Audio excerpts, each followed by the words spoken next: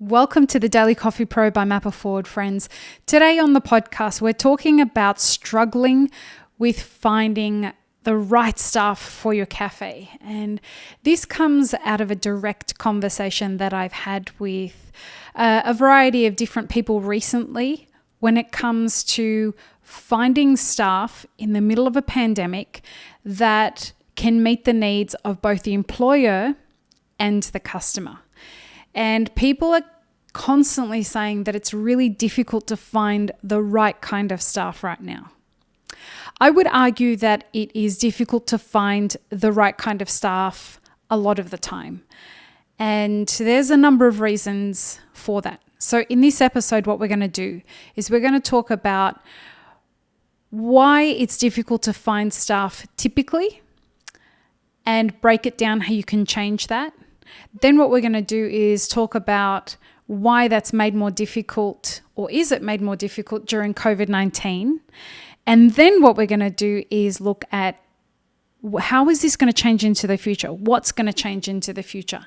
Is it going to change into the future, given that the whole industry has changed? And so let's start off by talking about why I have this crazy idea that it's difficult to find good staff or the right staff when it's business as usual, not just when it's COVID-19.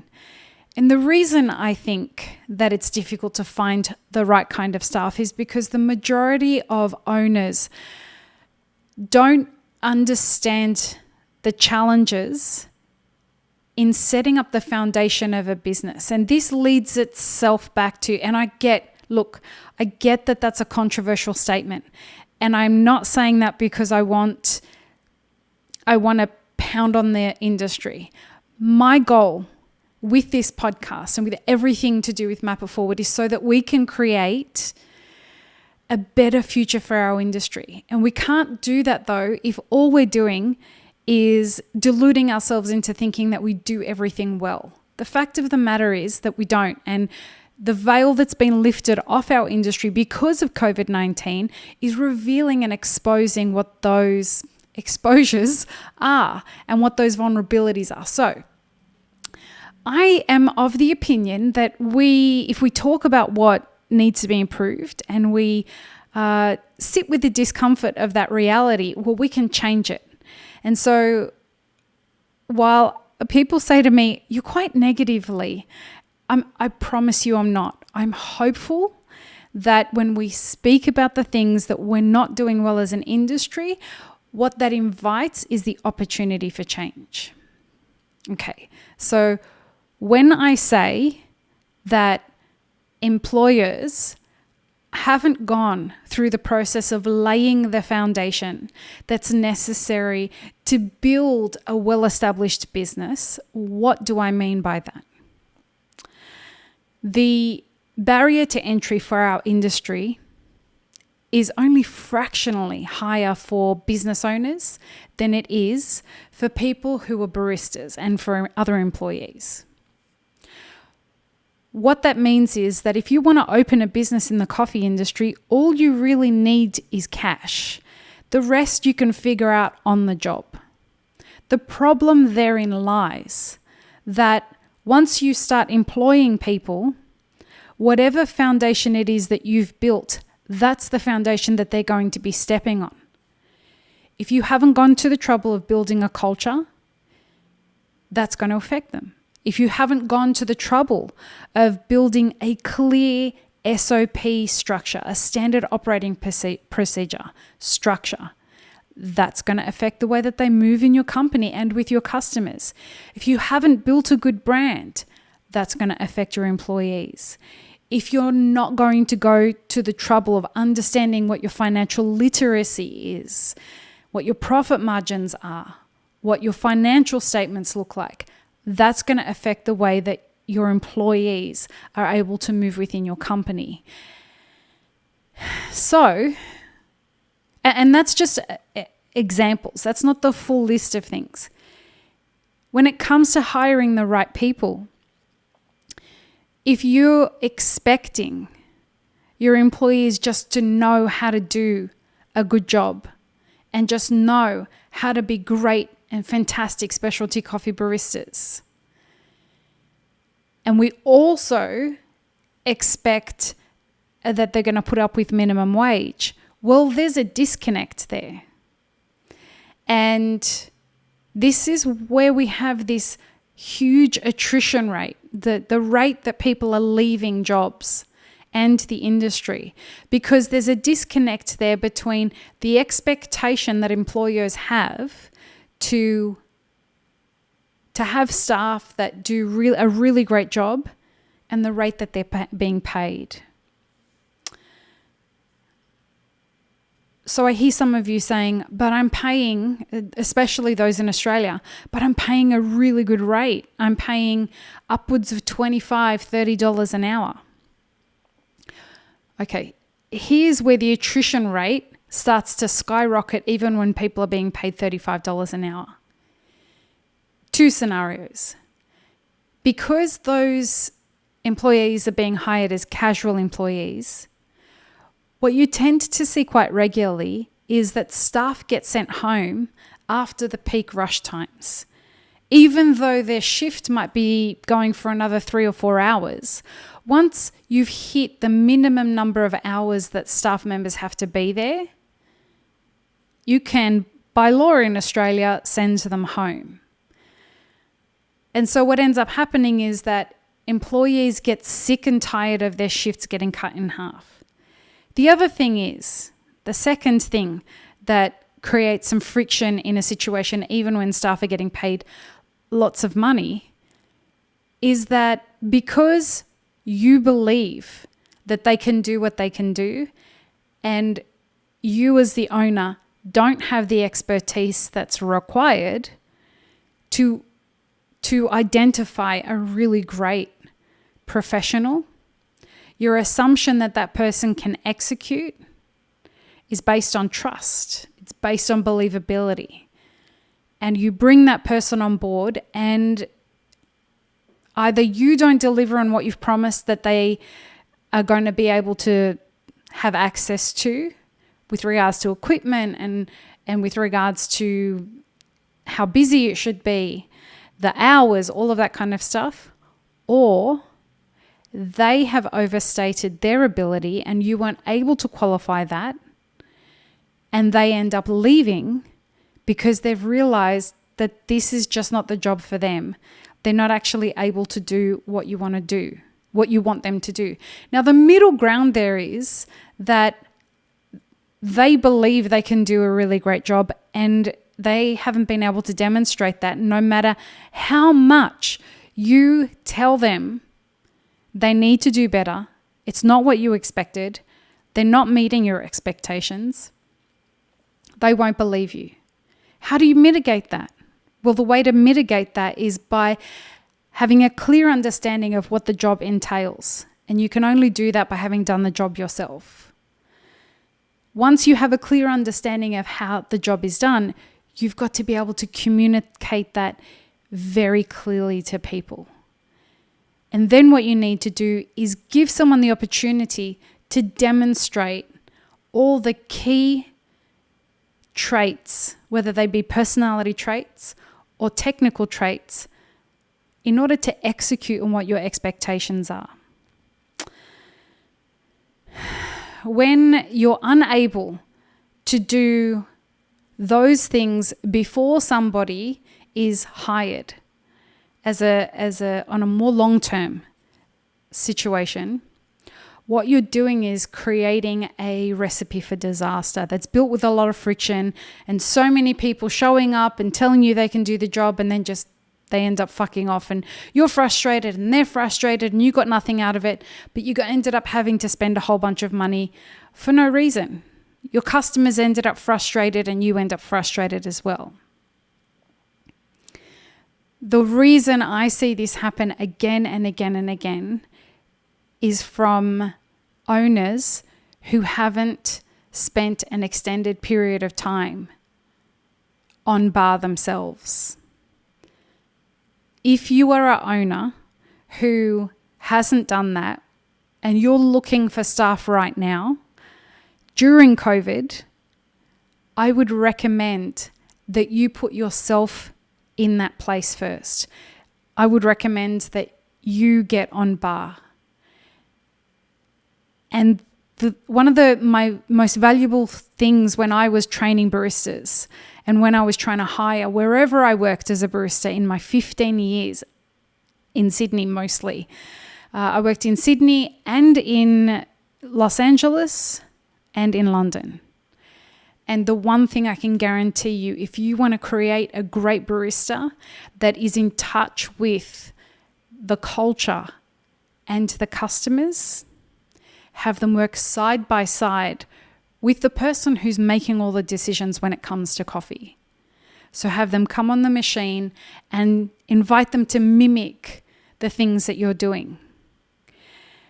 Having someone come on board that is less skilled but more passionate is going to mean that they are quickly going to pick up the tone of what the cafe is going to be like. And most of the time, that's the best way to achieve the goals of what you're trying to get. And it's going to require a bit more effort from you.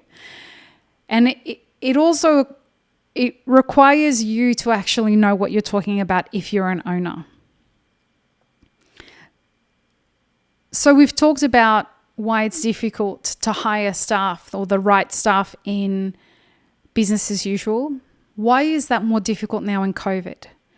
Well, we're battling some health restrictions and political and economic variables that have been brought into the mix at the moment.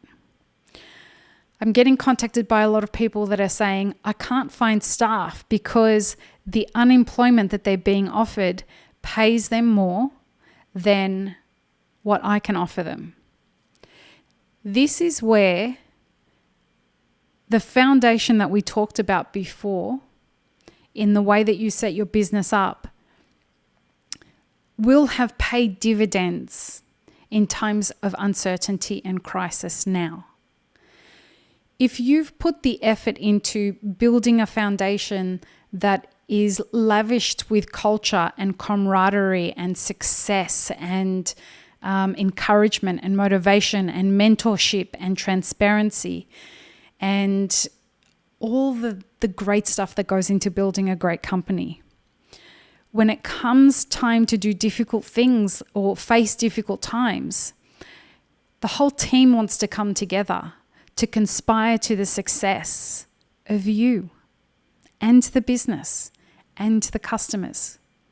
When you've showed up for your employees in the business as usual times, they won't even need to be asked to show up for you in times of difficulty. And while right now may feel like it's too late to remedy that, I assure you it's not. You will feel the consequences of what you've done previously. And I don't mean to use the word consequences. Let me change that word actually. You will be living with the ripple effects of what's come before this moment. But shifting things now so that you can create ripple effects that come back to help you down the track is where you're at now. And so take a breath, take a beat, and start thinking about, all right, I need to relay my foundation. What do I want to include as the ingredients for that foundation? Am I going to find the best kind of concrete that I can? Am I going to reinforce it with steel, or am I going to reinforce it with wood? What are the benefits of doing those things? How do I want this foundation to wear over time? What load do I expect this foundation to bear in amongst a pandemic and beyond? And then what you want to figure out is, how am I going to facilitate inviting people into the house that this foundation is built on? Those people are going to be both employees and guests. And what does that look like? So into the future, to wrap things up and to finish on the last idea, what does it look like into the future, finding the right people? And this is where I want you to start thinking about what the new cafe model is. And I know we've been talking about it a lot. And I know that I've been, for about 3 years now, since we had the podcast started, I've been talking about the fact that I think that the future of this industry is going to witness the shifting of the role of the barista and have the barista doing other things while automation takes place, essentially. And COVID has accelerated the opportunity for that to happen. And so as you're starting to build your teams and as you're starting to look at what happens moving forward, start considering how the rebuilding process is going to look and what role you actually need staff to play moving forward. Are you going to look for staff that can technically execute on things? Or do you need your staff to be people focused and be able to talk about the coffee value chain and understand how to read customers and their needs and sell and increase revenue and merchandise? Are they going to need to be more technically savvy? And what does that look like? And moving forward, our expectation of business owners in the coffee industry is going to shift rapidly. There's no longer going to be room for actors in the industry who have as low a barrier to entry as we currently have. And we're going to be working with some partners over the next 12 months to build programs that help elevate the barrier to entry. I believe that there's a space for smaller businesses, much smaller than the cafes that operate right now, so that the only employee you're going to need is yourself, which provides an opportunity for people to start being self-employed without the facade of needing to make millions of dollars. Self-employed, making enough money for you to run a tiny business that pays your own salary. And so I'm working with partners so that we can start looking at what that model looks like. And I want to leave you with something to think about. A big problem that we have in our industry historically is that specialty coffee moves at one really quick pace that way outpaces our customers and their needs. And so as you start to approach a lot of these kind of thought experiments, I'd love to invite you to think about, how are my staff aligned with my customers? Are my staff up here, really high up, in their understanding of coffee, and most of my customer base don't understand very much past Nespresso? Or are my staff open to everything and able to accommodate my customers' needs? And where do I, as the business owner, sit in that philosophy? Is my equipment intimidating to my customers? Is my equipment intimidating to the talent pool available in my community? All really important things to ponder. Nobody has any answers for you that will be better than the answers that you have for yourself. And my job is to just propose some questions for you to ask yourself and invite you to go on the journey of answering those questions as truthfully to yourself as possible, so that you can make decisions that best suit you. I hope this has been really helpful. Peace, love, and peanut butter, friends. Have an amazing rest of your day.